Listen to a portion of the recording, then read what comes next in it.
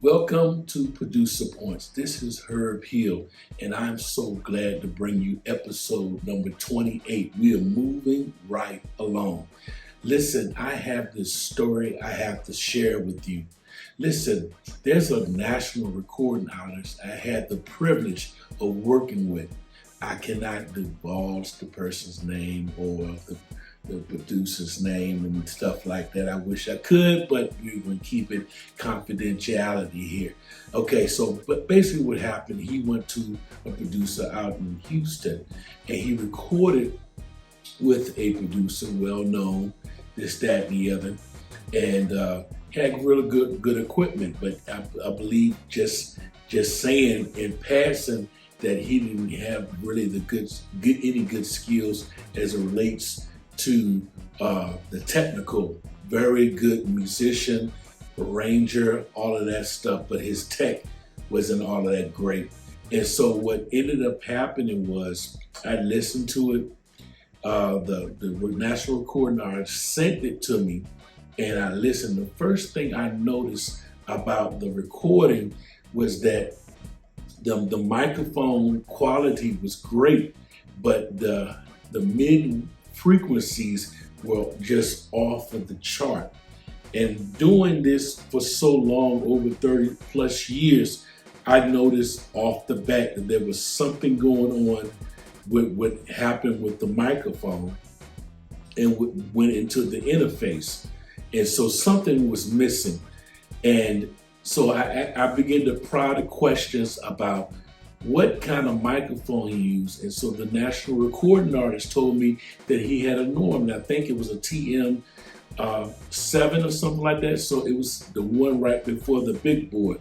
It's like $1,000, $999 or something like that. So it's a real good mic. So I listened to it. I said, seems like that this dude ran that microphone straight into a sound card preamp without a tube preamplifier. So I go into Logic, I get the Pro 2 files, I export everything out, put it into Logic, and so I started working my magic. And so I started using EQ plugin to try to take some of those frequencies down, and I hard slam the plug-in compressor to get everything to just tone down on the vocals, because this particular artist, he is a 5-octave tenor. So his higher register can be a little bit much on, your gear and stuff like that. And so I just really use plugins to try to calm those harsh mid-range overtones down. And so I did my magic, hit a hard, I think I used 3:1 ratio on the compressor, hard threshold, hard knee, and with the EQ taking some of the subtractive of the mid-range down, and it still was not enough. So I said, did the best thing to fix and to save this project, because he knows you couldn't send this project out to the manufacturer like this. And so I started thinking around. I said, you know what? I'm going to take this vocal the raw vocal, and run it through a preamp and then put it back into Logic in real time. So I saved somebody's project by using this. This is a PreSonus pre-Blue preamplifier tube amplifier. They don't make these anymore, but you can find these at pawn shops and online. They usually go anywhere from $50 to $100. But I tell you, I got this idea from Fred Hammond's brother. I forgot his brother's name. Somebody help me with that. But Fred Hammond's brother showed me back in 2005 that these little jokers can warm up vocals, because he came down to a church I used to be a sound engineer for, and he told me he had a whole rack of these jokers. He had 16 of these in a rack. I said, why are you using these these Bluetooths right there. And he said the reason why I use it because that Yamaha that I'm using back here is very edgy.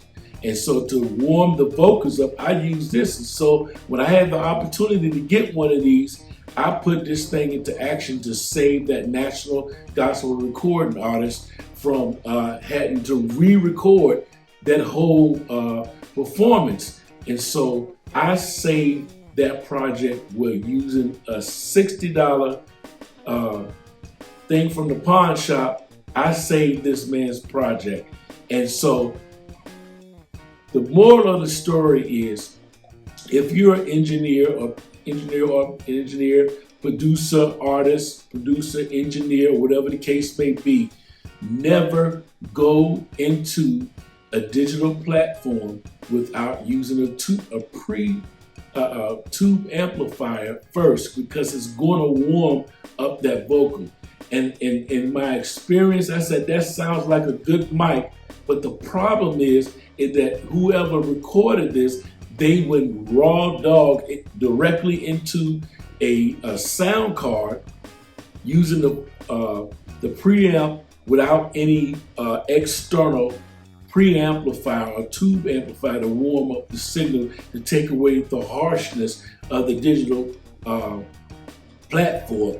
And so I say that all to say you can use things like this to keep your projects intact, so that way you won't lose the artist won't get discouraged, because the performance of this gospel national recording artist, the performance was off the chain. It just needed to be warmed up, and a plug-in just wasn't going to work for this. So plugins are good for certain things, okay? And I'm not against plugins at all. But sometimes when you're in a situation like this, you have to go back to the old school way of thinking. Tape, preamplifiers. These are the tools you have to have in your arsenal to save yourself and your artist from a lot of grief. Now that was my story.